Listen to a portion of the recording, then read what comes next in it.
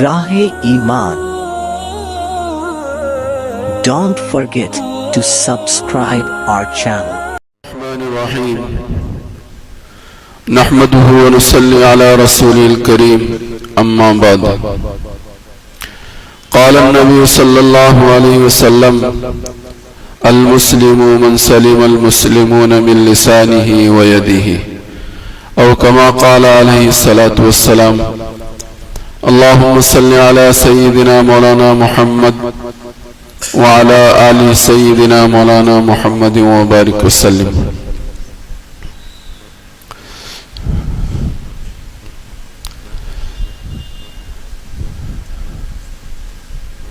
بزرگان محترم، عزیزان گرامی، دوستوں اور عزیز ساتھیوں، یہ اللہ کا کرم ہے، اللہ کا احسان ہے کہ اللہ نے مجھے اور آپ کو نہ صرف ایک انسان بنایا بلکہ اپنے مخصوص بندوں میں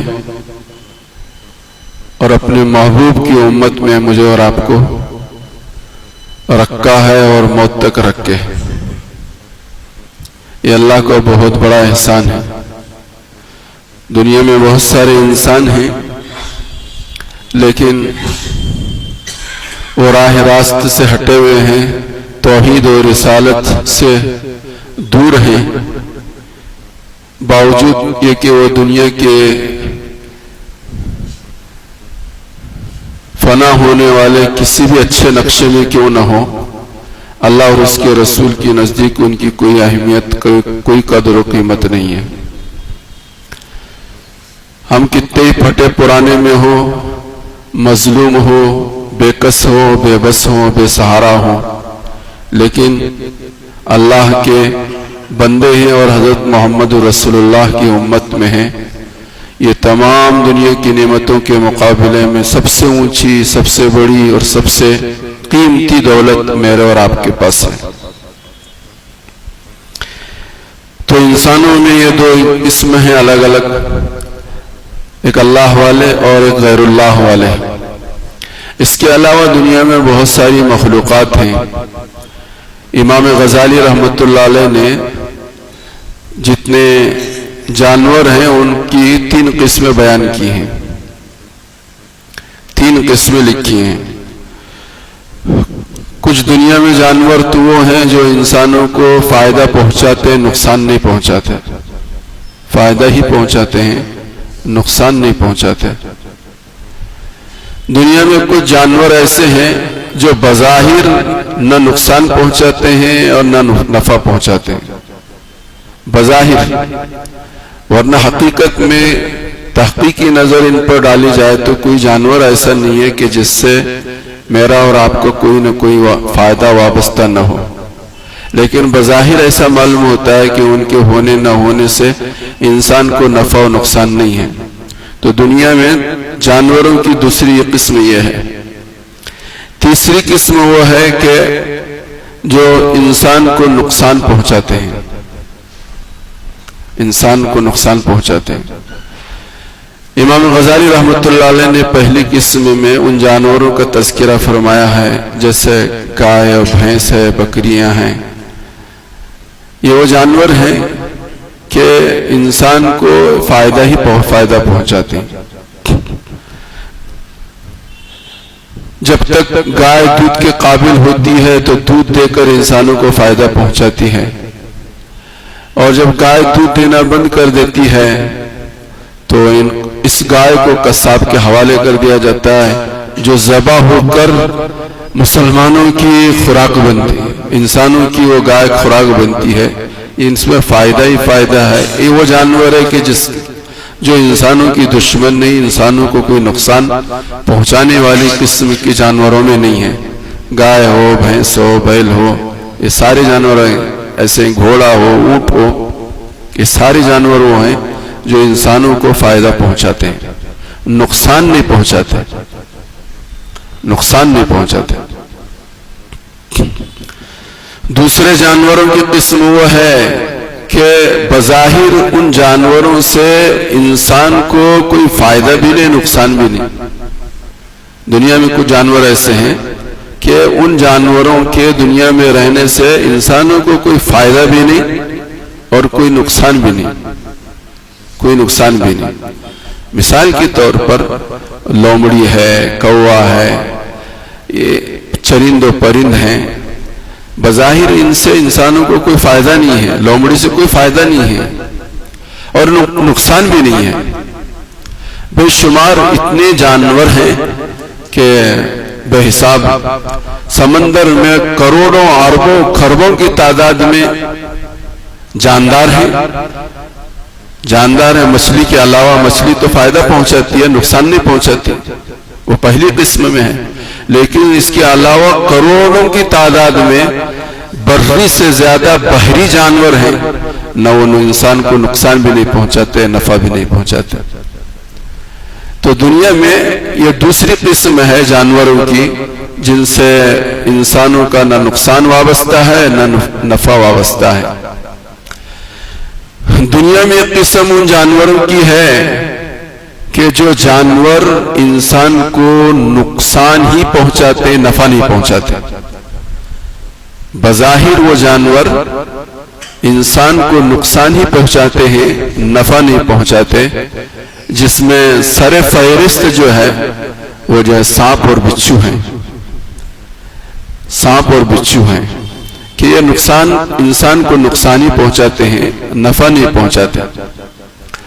گرچہ ان کے پیدا کرنے میں بھی اللہ کی کچھ نہ کوئی حکمت ہے، مصلحت ہے، وہ اپنی جگہ پر، لیکن بظاہر جو ہے وہ نقصان پہنچانے، انسان کو نقصان پہنچانے والا جانور ہے۔ اسی لیے حدیث پاک کے اندر مجھے اور آپ کو اس کی ہدایت دی گئی ہے کہ اگر سانپ کو دیکھو تو اس کو مارو، بچھو کو دیکھو تو اس کو مارو۔ سانپ سے ڈرنا ایمان کی کمزوری کی علامت ہے۔ سانپ جب آ جائے اس کے مارنے سے خوف کھانا، یہ ایمان کی کمزوری کی علامت ہے۔ تو یہ تین قسم کے جانور ہیں۔ تین قسم کے جانوروں کا اور ان کی ان خوبیوں کو بیان کرنے کے بعد حضرت امام غزالی رحمۃ اللہ علیہ نے یہ بات پیش کی، حکمت کی اور ہمارے اور آپ کے فائدے کی بات بیان کی کہ بھائی تم مسلمان نہیں بنتے، نہ بنو، انسان نہیں بنتے، نہ بنو، کم سے کم ان جانوروں میں سے دو جانوروں کا تو درجہ اپنے آپ کو حاصل کر لو، اپنے لیے ان دو جانوروں کا تو کم سے کم درجہ حاصل کر لو۔ انسان بننا اور مسلمان بننا اس کے آگے کی چیز ہے۔ یہ جانوروں کی تین قسم ہے۔ انسانیت ان تینوں قسم کے جانداروں سے اوپر کا درجہ ہے، اور اسلام اور مسلمان اس سے بھی اوپر کا درجہ ہے، اس سے بھی اوپر کا درجہ ہے۔ تو امام غزالی رحمۃ اللہ علیہ نے فرمایا کہ دیکھو کم از کم انسان کو تو اتنا تو ہونا چاہیے کہ وہ ان جانوروں کی طرح سے بن جائے جو گائے بھینس ہیں، کہ لوگوں کو نقصان تو نہیں پہنچاتے، فائدہ ہی پہنچاتے ہیں، نقصان نہیں پہنچاتے، فائدہ پہنچاتے ہیں۔ اگر تم کسی وجہ سے کسی انسان کے لیے فائدہ پہنچانے والے نہ بنے تو کم سے کم دوسرے درجے کا جانور بنو۔ دوسرے درجے کا جانور یہ ہے کہ وہ نقصان بھی نہیں پہنچاتا اور نفع بھی نہیں پہنچاتا، جیسے کہ میں نے اس کا تذکرہ فرمایا۔ اور تیسرے درجے کا جانور نہیں بننا چاہیے، تیسرے درجے کا جانور نہیں بننا چاہیے۔ یہ جانور پن جو آتا ہے وہ معاملات کی خرابی سے، اخلاق کے بگاڑ سے، معاشرت کی خرابی سے، یہ انسان درندہ بن جاتا ہے۔ معاملات کی خرابی، معاشرت کی خرابی اور اخلاق کی خرابی، یہ ایسی خرابیاں ہیں کہ انسان کو باوجود ہے کہ وہ انسان ہوتے ہوئے درندہ بنا دیتا ہے۔ اس لیے امام غزالی رحمۃ اللہ علیہ نے اس کی طرف توجہ دلائی، اور اسلام کے اندر اس کی بڑی اہمیت ہے، بڑی اہمیت ہے۔ وہ واقعہ تو آپ لوگوں نے بارہا سن رکھا ہے کہ حضرت محمد رسول اللہ صلی اللہ علیہ وسلم کی خدمت میں ایک عورت کا تذکرہ فرمایا گیا کہ جو دن بھر روزہ رکھتی ہے، رات بھر عبادت میں مشغول رہتی ہے، لیکن وہ عورت زبان کی اتنی بگڑی ہوئی ہے کہ اس کی زبان سے اس کے پڑوسی محفوظ نہیں، اس کی زبان کی شر سے اس کے پڑوسی محفوظ نہیں۔ تو سرکار مدینہ وہ اس عورت کے متعلق فرمایا جو دن میں بھی روزہ رکھتی تھی، رات بھر عبادت کرتی تھی، فرمایا کہ وہ جہنم میں جائے گی، وہ عورت جہنم میں جائے گی۔ حضرت تھانوی نور اللہ مرقدہ نے اس روایت کو نقل کرنے کے بعد یہ بات لکھی ہے کہ لوگوں، معاملات کی درستگی کو فوقیت حاصل ہے عبادت پر، معاملات کی درستگی کو فوقیت حاصل ہے عبادت پر۔ آدمی فرائض کا اہتمام کر رہا ہو اور معاملات کو درست کر رہا ہو، بہت بڑھیا ہے، بہت بڑھیا ہے، لیکن فرائض کے ساتھ نوافل کا اہتمام کر رہا ہے، صوم و صلاۃ کا اہتمام کر رہا ہے، تسبیح تلاوت کا اہتمام کر رہا ہے، ہمیشہ ذکر اللہ میں مصروف ہے، لیکن معاملات کی درستگی نہیں ہے، معاشرت اچھی نہیں ہے، اخلاق بگڑے ہوئے ہیں، تو فرمایا کہ باوجود اس کی تمام تر خوبیوں کے وہ جہنم کا اپنے آپ کو مستحق بنانے کی کوشش کر رہا ہے۔ اس لیے قرآن و حدیث کے اندر جگہ جگہ اس کی ترغیب دلائی گئی ہے کہ سرکار مدینہ محمد عربی صلی اللہ علیہ وسلم کے زمانے کے بعد مسجد نبوی میں ایک صاحب بیان دینے کے لیے آیا کرتے تھے اور بہت زور زور سے بیان کرتے تھے۔ حضرت عائشہ صدیقہ رضی اللہ تعالیٰ عنہ مسجد نبوی سے بہت بالکل قریب تھی، وہ ذکر تلاوت میں، عبادت میں یا اپنے کسی کام میں مصروف رہتی تھی، تو اس زور زور کے بیان کی وجہ سے ان کو ڈسٹرب ہوتا تھا، ان کو تکلیف ہوتی تھی یا ان کی نیند میں خلل پڑتا تھا۔ مسجد نبوی میں کوئی مہابھارت نہیں پڑھی جاتی تھی، رامائن نہیں پڑھی جاتی تھی، امر بالمعروف اور نہی عن المنکر کا کام ہوتا تھا، لیکن زور زور سے ہو رہا تھا، زور زور سے ہو رہا تھا۔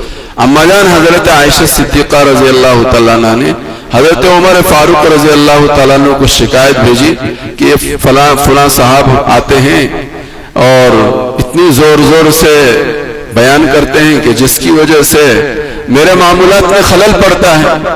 حضرت عمر فاروق رضی اللہ تعالیٰ عنہ نے تحقیق کی کون آتے ہیں، کہاں آتے ہیں، کہاں آتے ہیں، اور ان کو تنبیہ فرمائی کہ بھئی تم آؤ مت، اور آؤ تو پھر چیخ چیخ کر، چلا چلا کر، زور سے، اور اتنے زور سے کہ اگل بغل میں رہنے والے مسلمانوں کو دقت ہو، تکلیف ہو، ایسا بیان نہیں کریں گے آپ۔ لیکن بعض مرتبہ آدمی اپنی عادت سے مجبور ہوتا ہے، عادت سے مجبور ہوتا ہے۔ وہ زمانہ تو مائک وائک کا تھا نہیں، یہ تو آج کا زمانہ ہے، مائک وائک کا زمانہ ہے۔ وہ زمانہ تو آدمی اپنی عادت کے مطابق بولتا تھا۔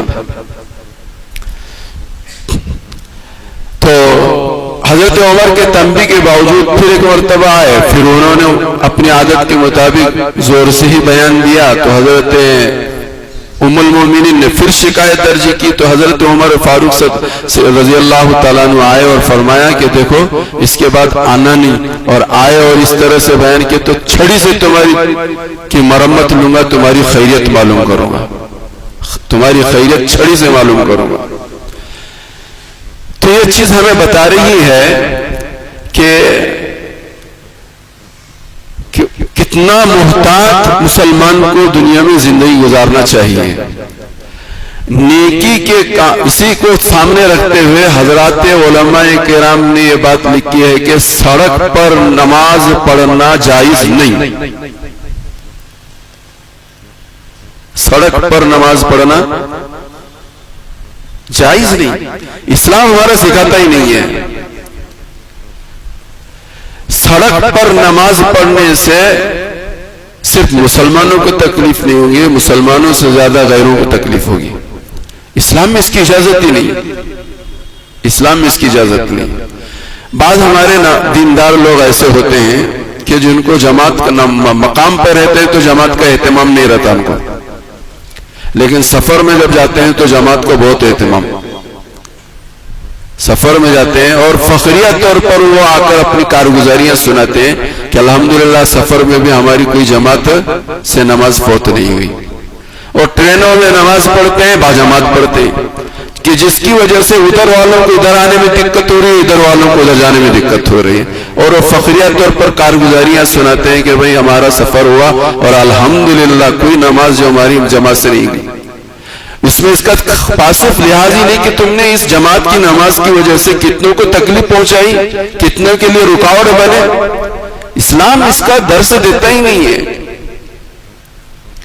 اسلام نے یہاں تک لوگوں کو تکلیف پہنچانے سے روکا ہے. جماعت کی نماز اپنی جگہ پر، اس کی اہمیت اپنی جگہ پر، اس کا اہتمام اپنی جگہ پر، لیکن تم اس کی وجہ سے لوگوں کو تکلیف پہنچاؤ، شریعت میں اس کی اجازت نہیں ہے. اسی لیے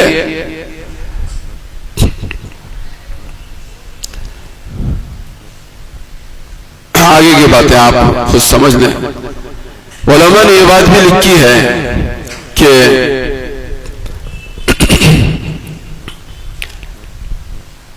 لوگ آتے ہیں دیر سے، مسجد میں آتے ہیں اور پیچھے کی صفوں میں وہ نماز کی نیت باندھ لیتے ہیں. حالانکہ نماز تو کوئی برا کام نہیں کر رہے ہیں، نماز پڑھنے کی نیت باندھی انہوں نے. علماء نے اس پر بھی گفتگو کرتے ہوئے فرمایا کہ مسجد کے پچھلے حصے میں نماز کی نیت باندھنا آگے حصے میں جگہ ہوتے ہوئے کہ جس کی نیت کے باندھنے کی وجہ سے ان کے بعد آنے والوں کو دقت اور پریشانیوں کا سامنا کرنا پڑتا ہے، تو اس کا یہ نیت یہاں نیت باندھنا یہ بھی جائز نہیں، یہ بھی جائز نہیں. مسلمان کے ہر اس عمل سے کسی کو تکلیف پہنچتی ہو، اس کی قطعاً اسلام میں دوسرا کیا کر رہا ہے اس سے ہمیں کوئی بحث نہیں. دوسرا ہمیں تکلیف پہنچا رہا ہے، دکھ پہنچا رہا ہے، غم پہنچا رہا ہے، ہمارے آرام میں خلل پہنچا رہا ہے، یہ اس کا عمل ہے، یہ اس کا عمل ہے. تو ان کے اعمال کو دیکھ کر تمہیں اعمال کی ترغیب نہیں دلائی گئی ہے. اللہ اور اللہ کے رسول علیہ السلام نے مستقل ایک ضابطہ اور اسوہ حیات اور ایک نمونہ مجھے اور آپ کو دیا ہے، اور اسی نمونے کو سامنے رکھ کر مجھے اور آپ کو زندگی گزارنا چاہیے. وہ کیا کر رہا ہے، پڑوسی کیا کر رہا ہے، سامنے والا کیا کر رہا ہے، غیر مسلم بھائی ہمارے ساتھ کیا کر رہے ہیں، اس سے کوئی بحث ہی نہیں ہے. تمہیں کیا کرنا ہے وہ قرآن و حدیث میں تمہیں بتا دیا گیا ہے، وہی کرنا ہے. اس کے سوا کچھ بھی کرتے ہیں تو وہ سب کا سب ناجائز ہے. میری اور آپ کی گردن کل قیامت کے دن ناپی جائے گی. حدیث پاک کے اندر یہ بات لکھی ہے کہ راستے میں کچرا ڈالنا بھی اسلام اس کی بھی اجازت نہیں دیتا. ڈالنے والے ڈال رہے ہیں، لیکن مسلمان کو اس کا اہتمام کرنا چاہیے کہ کسی قسم کا کوئی گندگی، کسی قسم کی کوئی گندگی راستے میں ڈالنے، اس لیے بہت اہتمام. سرکار مدینہ محمد عربی صلی اللہ علیہ وسلم کی سیرت طیبہ میں بات ملتی ہے کہ جب آپ سفر میں جاتے تو اتنا مبالغہ کرتے قضاء حاجت سے فارغ ہونے کے لیے، علامہ حافظ اللہ اکبر، کہ کہاں بیٹھنا چاہیے، کہاں نہیں بیٹھنا چاہیے، کہاں بیٹھوں گا اگر تو کیا ہوگا، کس کو تکلیف ہوگی، کیسے تکلیف، یہ ساری چیزوں پر نظر دوڑاتے تھے. اس کے بعد بڑی جستجو کے بعد سرکار مدینہ محمد عربی صلی اللہ علیہ وسلم اپنی ضرورت سے سفر میں فارغ ہوتے تھے. ان ساری جستجو کے بعد. تو میرے بھائیوں، بزرگوں، دوستوں، لوگ تکلیف پہنچاتے ہوں تو اس پر ہمیں اور آپ کو یہ ہدایت دی گئی ہے کہ ہم صبر کریں، ہم صبر کریں. لوگ تکلیف پہنچاتے ہوں اس کے بدلے میں ہم بھی تکلیف پہنچانے والے بنے، یہ جانوروں کی صفت ہے، اور جانوروں میں بھی گھٹیا جانور کی صفت ہے. جانوروں میں بھی گھٹیا نچلے درجے کے جانور کی یہ صفت ہے. ہم تو مسلمان ہیں، انسان ہیں، مسلمان ہیں، اللہ اور اللہ کے رسول علیہ السلام کے ماننے والے ہیں. ہمارے سامنے کی زندگی عبدالآباد کی ہمیشہ کی ایک زندگی ہے. اس لیے ہم سب کو، چاہے گھر کے اندر ہو چاہے گھر کے باہر ہو، بلکہ علماء نے یہاں تک لکھا ہے گھر کے اندر رہنے کے لیے جو چیز جہاں رکھی جاتی ہے وہیں اگر تم نے اس چیز کو اٹھایا ہے اور اس جگہ نہ رکھ کر کسی اور جگہ رکھتے ہیں تو فرمائے یہ بھی جائز نہیں ہے، یہ بھی جائز نہیں ہے. حالانکہ آپ اپنے گھر ہی والوں گھر کی چیز ہے وہ، لیکن جو چیز جہاں سے اٹھائی تھی وہاں نہ رکھنے کی وجہ سے پھر گھر کے دوسرے احباب کو دقت ہوگی، پریشانی ہوگی، وہ تلاش کریں گے وہ چیز تو یہاں ہمیشہ رکھی رہتی تھی، اب دوسرے کو ضرورت پڑی تو تلاش کر رہا ہے، ادھر ادھر تلاش کر رہا ہے، تو اس تلاش کرنے کی وجہ سے اسے جو دقت پہنچی ہے، تکلیف پہنچی، اس کا گناہ اس فرد کے اوپر، گھر کے اس فرد کو بھی اٹھانا پڑے گا جس نے وہاں سے اٹھا کر کسی دوسری جگہ منتقل کر دیا ہے۔ تو ہماری ہر چھوٹی بڑی حرکت پر جزا اور سزا ہے، تو ہم سب کو یہ سوچنے کی ضرورت ہے کہ کس عمل پر جزا ملے گی اور کس عمل پر سزا ملے گی۔ اگر آدمی اتنا بھی تھوڑا سا بھی اس کے لیے وقت نکالے کہ کون سے عمل پر جزا ہے، کون سے عمل پر سزا ہے، تو اس کا دل ہی اس کو خود کہے گا کہ اس عمل پر مجھے جزا ملے گی، اس عمل پر مجھے سزا ملے گی۔ کوئی لمبی چوڑی تقریر کی ضرورت نہیں ہے۔ بہرحال میرے بھائیوں، بزرگوں، دوستوں، ہر ایک دوسرے کو فائدہ پہنچانے کی کوشش کریں۔ مسلمانوں کو تو بہت زیادہ فائدہ پہنچانا چاہیے، لیکن اس وقت مجھے آپ حضرات کی خدمت میں یہ بات کہنی ہے کہ کسی بھی شر پسند کی طرف سے کوئی اس طرح کی حرکت ہو رہی ہے تو ہمیں اس کو اوپر زیادتی کرنے کا حق نہیں دیا گیا ہے۔ البتہ یہ ہے کہ اس شر سے بچنے کے لیے ہم اپنے حد کے اندر رہتے ہوئے، دائرے کے اندر رہتے ہوئے جو کام کر سکتے ہیں، جو رپورٹ کرا سکتے ہیں وہ کر سکتے ہیں، لیکن کسی کے اوپر غلط اور ناجائز طور پر اپنا ہاتھ اٹھانا یا زبان درازی کرنا یا کسی دوسری قسم کی کوئی حرکت کرنا ہم مسلمانوں کے لیے قطعاً اس کی اجازت نہیں ہے۔ اللہ پاک ہم سب کو نہ صرف انسان بنائے بلکہ سچا اور پکا مسلمان بنائے۔ سرکار مدینہ محمد عربی صلی اللہ علیہ وسلم کی یہ ہدایت ہے۔ حدیث قرآن کریم کے اندر آتا ہے وَيُطْعِمُونَ الطَّعَامَ عَلَى حُبِّهِ مِسْكِينًا وَيَتِيمًا وَأَسِيرًا۔ اللہ والے تو وہ لوگ ہوتے ہیں، مسلمان تو وہ لوگ ہوتے ہیں، اللہ کو ماننے والے لوگ وہ ہوتے ہیں کہ جو اللہ کی محبت میں یتیم کو اور مسکین کو اور قیدیوں کو کھلاتے ہیں۔ تو حضور کے زمانے میں مسلمان کوئی قیدی نہیں ہوتا تھا، حضور کے زمانے میں کوئی مسلمان قیدی نہیں ہوتا تھا۔ کون ہوتے تھے قیدی؟ وہ قیدی وہ لوگ ہوتے تھے جو مسلمانوں کی دشمنی میں اور مسلمانوں کو سب پہ ہستی سے مٹانے کے لیے میدان کارزار میں شریک ہوتے تھے۔ وہ لوگ مغلوب ہو گئے، ہار گئے، مسلمانوں کے ہاتھ میں قیدی بن کر مسلمانوں کے پاس پہنچے تو فرمایا ان لوگوں کو کھانا کھلانا، ان لوگوں کو کھانا کھلانا یہ مسلمانوں کی خوبیاں ہیں۔ تو جو لوگ برسر پیکار نہیں ہیں، ہماری دشمن نہیں ہیں، ہم نے نقصان نہیں پہنچا رہے ہیں، گرچہ بے ایمان ہیں تو وہ ہماری حفاظت کر رہے ہیں یا ہمیں کسی قسم کا دکھ تکلیف نہیں پہنچا رہے ہیں، ان کو سہولت فراہم کرنا یا کسی کام میں ان کے شرعی حدود کے اندر رہتے ہوئے، بعض مرتبہ جو ہے ہم شرعی حدود پار کر کے آگے جا کر ان کی خدمت کرنے کی کوشش کرتے ہیں، یہ تو اسلام میں اس کی اجازت نہیں۔ شرعی حدود کے رہتے ہوئے کچھ سہولتیں فراہم کی جا سکتی ہیں، وہ کرنا چاہیے، یہ انسانی نہیں، یہ ہمارا مذہبی حق ہے۔ اللہ مجھے اور آپ کو سب کو سمجھنے کی توفیق عطا فرمائے۔ وآخر دعوانا الحمدللہ رب العالمین۔